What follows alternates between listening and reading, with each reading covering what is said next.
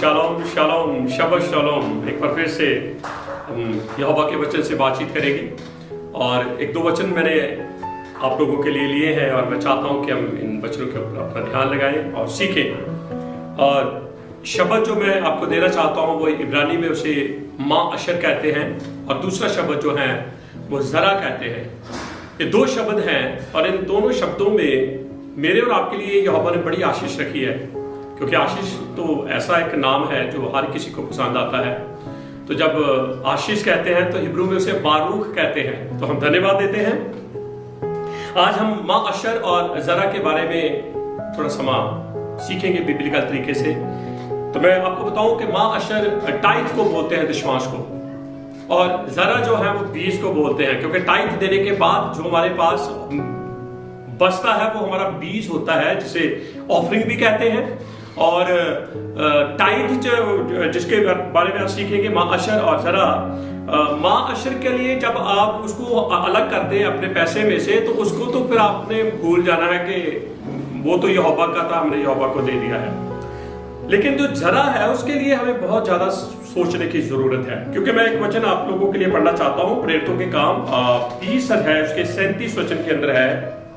मैं बिल्कुल चंद वही वचन आपके सामने पढ़ूंगा। वहां पर ऐसे लिखा है कि उसने आप ही कहा है कि लेने से देना जो है वो धन्य है। लेने से देना जो है वो धन्य है।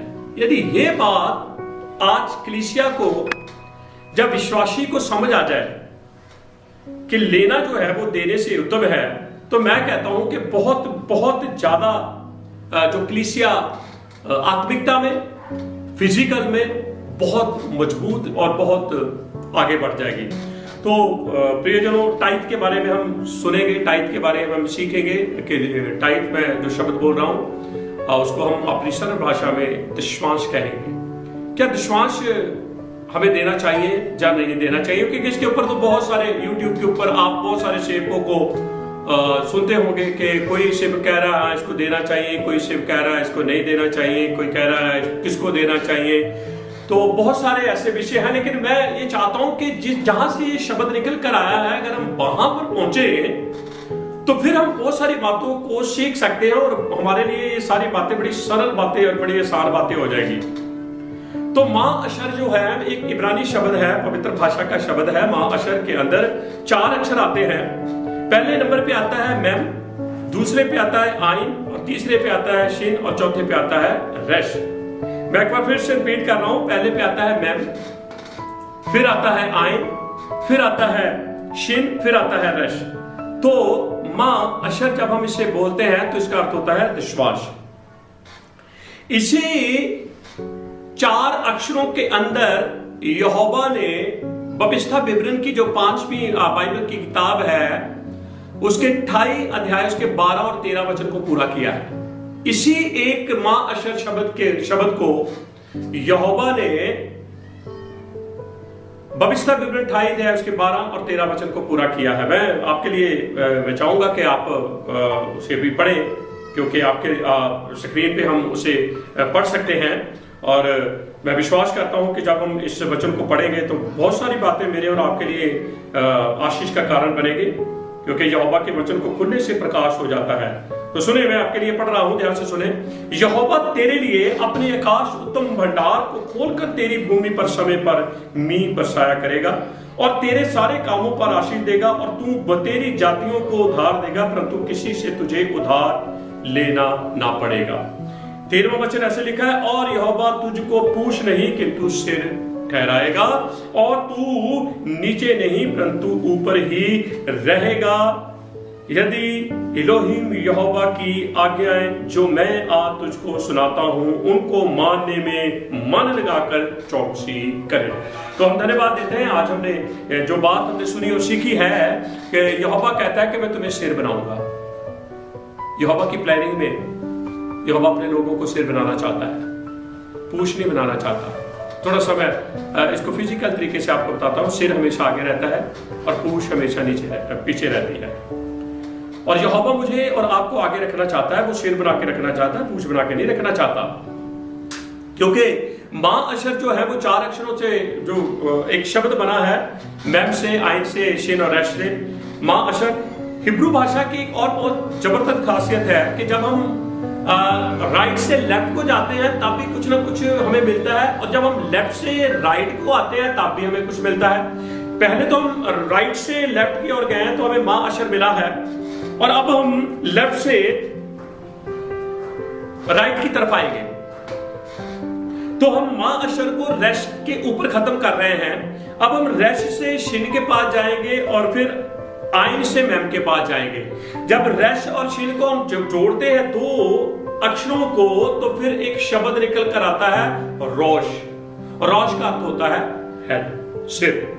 और फिर पीछे बचता है आइन और मैम। जब आइन और मैम को हम इकट्ठा करते हैं तो फिर बनता है आम। आम का अर्थ होता है पब्लिक, लोग। तो इसी शब्द के अंदर यहोवा कहता है कि मैं तुम्हें संसार का, दुनिया का, लोगों का सिर बनाऊंगा। किस बात से? मां अशर से। जब हम इस बात को फॉलो करते हैं, जब हम अपनी ईमानदारी के साथ, वफादारी के साथ अपने विश्वासों को यहोवा के पास लेकर आते हैं, क्योंकि ये व्यवस्था नहीं है, ये याद रखना है, क्योंकि व्यवस्था तो बहुत बाद में आई, क्योंकि विश्वास तो अब्राहम के समय से ही चल पड़ा था। क्योंकि मलकीसेदेक, आप जानते हैं, अब्राहम ने मलकीसेदेक को अपनी सारी वस्तुओं का विश्वास दिया है, तो यहोवा ने फिर अब्राहम को सिर बनाया है। आपको पता है विश्वासियों को ये कहा गया है कि अब्राहम विश्वासियों का पिता है। तो हम धन्यवाद देते हैं। मां अशर जो है, शब्द जो है, उसी में हमें दिखाया गया है कि यहोवा हमें पूंछ नहीं बल्कि सिर बनाएगा। दूसरा है बीज। जब हम विश्वास निकाल देते हैं, हमारी जो इनकम है, जो हमारे पास बचा है, उसमें से अब हम जो बोएंगे वो हम काटेंगे, और वो भी हमें खुशी से बोना है, गम से नहीं बोना। क्योंकि जब हम खुशी से उस बीज को बोएंगे हम बहुतायत से पाएंगे। और बीज को बोलते हैं जरा। जरा के जो अक्षर है वो 3 है, जाइन है, रेश है और आइन है। एक बार फिर से मैं रिपीट कर रहा हूं, जाइन, रेश, आइन, उसको बोलते हैं जरा। अगर हम जाइन जो है, ये हिब्रू अल्फाबेटिक में 7वें नंबर पे आता है, और 7वां जो है वो कंप्लीट की ओर इशारा करता है। और इसकी अगर पिक्टोग्राफ हम देखें तो फिर ये एक तलवार है। तलवार तो हमेशा वचन की ओर इशारा करती है। तो अगर हम इस तलवार को, इस जाइन को हटा देंगे तो पीछे 2 अक्षर बचेंगे, रेश और आइन। रेश और आइन को जब हम इकट्ठा करेंगे तो बनेगा रा। रा का अर्थ होता है बुराई। तो प्रियजनों, यदि हम बीज को नहीं बोते तो फिर हमारे लिए बहुत बड़ी बुराई है। सुने, जैसे हम इसी शब्द को राइट से लेकर लेफ्ट को गए हैं, हमने जरा बनाया है, अब लेफ्ट से राइट की तरफ आएंगे। अगर लेफ्ट से राइट की तरफ आएंगे तो सबसे पहले आइन आएगा, और फिर रेश आएगा, और फिर जाइन आएगा। अब हम जैसे रेश और आइन को जोड़कर रा बनाया था, अब आइन और रेश को जोड़कर हम अर बना रहे हैं। अर का अर्थ होता है रिवाइवल। जब अर जाइन के साथ मिल जाएगा, वचन के साथ मिल जाएगा, तो फिर हमारे जीवन के अंदर एक बहुत बड़ा रिवाइवल आएगा।